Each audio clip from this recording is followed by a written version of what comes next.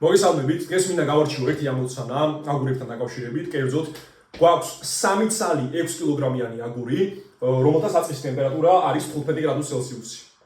შემდეგ ესეთი რაღაც ხდება ამოცანაში, რომ დაიწვა 500 გრამი მასის ყვანახშირი და რა სითბოს გამოიყოფა ამ სითბოს 20% მოხმარდა აგურების ტემპერატურის აწევას. ჩვენ გვაინტერესებს აი ეს 500 გრამი ყვანახშირი თუ დაიწვება და ამის 20% მოხმარდება სამივე აგურის ტემპერატურის აწევას, რა საბოლოო ტემპერატურა დაუმყარდებათ აგურებს, ანუ საბოლოოდ რა ტემპერატურამდე გაცხელდებიან ეს აგურები. პირველ რიგში ჩვენ მოცემული გვაქვს საწყის ტემპერატურა, აგურების რაოდენობა და აგურის კუთრის სიტყვოდებადობა, რაც არის 750 ჯოული გაყოფილი კილოგრამ გრადუს ცელსიუსზე. ანუ 1 კილოგრამი აგური, რომ 1 გრადუს ცელსიუსით გავაცხელოთ, საჭიროა 750 ჯოულის სითბოს რაოდენობა გადავცეთ მას.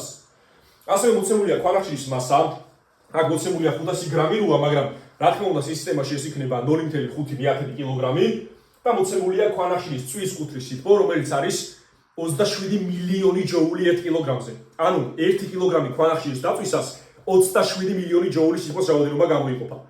მოცემულია ასევე ეტა 0.2, რაც გვიჩვენებს თუ სრული სითბოს რა ნაწილი მოხმარდება აგურების ტემპერატურის აწევას. მოდი პირველ რიგში ვიგოთ თუ რა სითბოს რაოდენობა გამოიყოფა ყვანახშირის დაწვისას, რაც იქნება წვის კუთრის სითბო გამრავლებული ყვანახშირის მასაზე და ეს რიცხოვნად გამოდის 1.35 გამრავლებული 10 ხარისხად 7 ჯოულზე.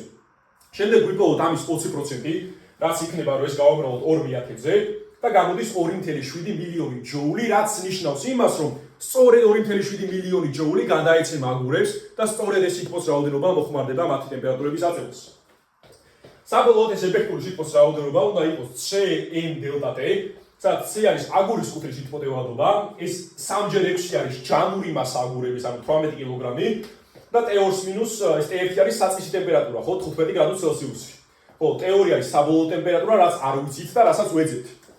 შესაბამისად, T2- T1 გამოვა ეს 2.7 მილიონი ჯოული გაყოფილი 750-ჯერ 3-ჯერ 6, ანუ 750-ჯერ 18-ზე და გამოდის 200 გრადუს ცელსიუსი, რაც ნიშნავს იმას, რომ აგურების ტემპერატურა გაიზრდებოდა 200 გრადუს ცელსიუსი, ხო, ანუ საბოლოო ტემპერატურა დამყარდებოდა 215 გრადუს ცელსიუსში.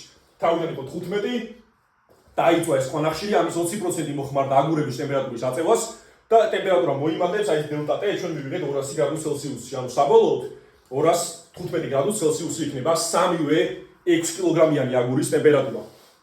დიდი მადლობა ყურადღებისთვის. აქ ეს არის ერთ-ერთი ამოცანა წვასთან და კუთრის სითბოდებადობასთან დაკავშირებით. და ამ ფიზიკის წიგნში, რომელიც არის შედგება 187 გვერდისგან, განხილულია მრავალი ესეთი ამოცანა, ასევე განხილულია ამოცანები ხახუნის ძალაზე, სიმძიმის ძალაზე, დრეკადობის ძალაზე, მარგითმედების კოეფიციენტზე, შინაგან ენერგიაზე, მექანიკური ენერგიის შენახვაზე, ხო, კინეტიკური და პოტენციური ენერგიები როგორ შეიძლება შეიცვალოს. ასევე კიდევ არის ძალიან ბევრი თემა განხილული, მოკლედ ქლიანი მერვე კლასის მასალა, მარტივი მექანიზმების გამოკლებით მაგ თემებზე მუშაობ და მე თანამდებობით დავამატებ. ვისაც გსურთ შეძენა, უნდა მომწეროთ მობილურის ნომერი და მისამართი და კურიერი მას თქვენთან მოიტანს ადგილზე. ძალიან დიდი მადლობა ყურადღებისთვის და თუ რამე კითხვები გექნებათ, ან თუ რაიმე ამოცანა დაგაინტერესებთ, შეგიძლიათ პირაში მომწეროთ და როგორც კი დრო მექნება, აუცილებლად მას გავარჩევ. კარგად.